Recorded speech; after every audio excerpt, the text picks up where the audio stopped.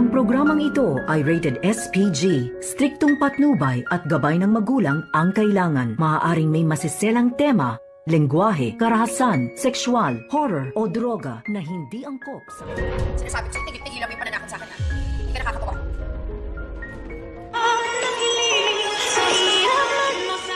Narito na nga ang ating abangan mamaya sa abot kamay na pangarap. Pinagsabihan nga muli dito ni Zoe ito nga si Annalyn na tigil-tigilan daw ang pananakot nito dahil hindi nga daw nakakatuwa itong si Annalyn. At ito naman ang sakto na naabutan nga dito ni Nurse Karen at Nurse Evan. At labis naman nagtataka ang dalawang ito na kung bakit ganun na lamang ang inaasta ni Zoe dito nga kay Annalyn. At galit ba daw ito? At dito naman na sumagot itong si Annalyn dito sa kanyang mga kaibigan at sinabi na nagpaparamdam daw itong si Don Pepe sa kanya. Baka may gusto daw itong ipapahiwatig. O bakit naman parang nagigilty daw itong si Zoe. At yun nga, ay napaisip na naman itong si Annalyn. Samantala, masinsinan naman na kinausap ni Lynette itong si Annalyn. At sinabi ni Annalyn dito sa kanyang ina na kung kinakailangan lumipat siya dito sa Apex Hospital nang sa ganon mabantayan niya at pangangalagaan itong kanyang lolo Pepe ay gagawin daw niya ito.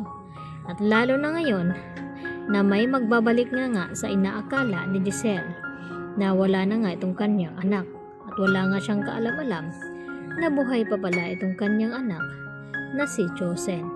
At ito na nga ay ipapasa ang titulado ng Apex dito sa kanyang anak na nag-iisa.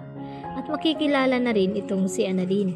At baka ito na rin ang magiging katapat dito ni Zoe dahil sa masamang ugali nito. Dahil palaban nga din itong si Giselle at mas lalo namang palaban din ang kanyang anak. Kaya yan naman ang ating pagkaabangan. Samantala, hindi na nga nagpatumpik-tumpik pa itong si Moira nang makarinig siya na pinagdudahan daw ni Giselle itong si Carlos na may kinalaman sa nangyari nga dito kay Don Pepe na nag-cardiac arrest. At dito naman na kinumporma ni Moira kay Carlos kung totoo nga ba ito. At tinanong naman ni Moira itong si Carlos na kung may kinalaman nga ba siya sa nangyari nga kay Don Pepe. At mayroon nga silang mas malaking problema ngayon dahil lumabas na nga itong fingerprint results dito ni Zoe.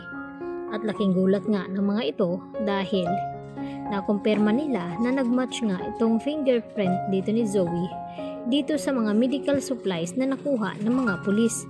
At dito naman na humihingi ngayon ng tulong itong si Moira kay Carlos na kung ano daw dapat nilang gawin.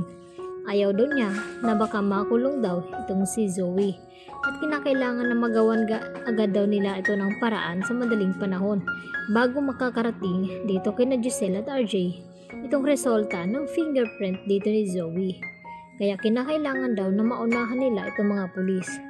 Kaya napaisip naman itong si Carlos at inamin din ni Carlos dito kay Moira na may kinalaman nga siya sa nangyari nga dito kay Don Pepe dahil gusto niya daw maprotektahan itong kanyang anak na si Zoe na hindi mabuking ang kanilang sikreto dahil hindi lang si Zoe ang mawawala kay Carlos pati na rin ang kanyang asawa na si Lynette kapag nalaman nito na itong si Zoe ay kanyang anak at pinaglihiman niya ng matagal ang kanyang asawa at niloko.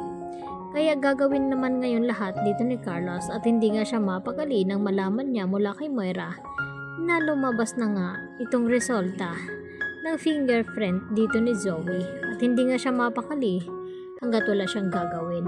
Yan ang ating pagkatutukan mamaya sa abot kamay na pangarap.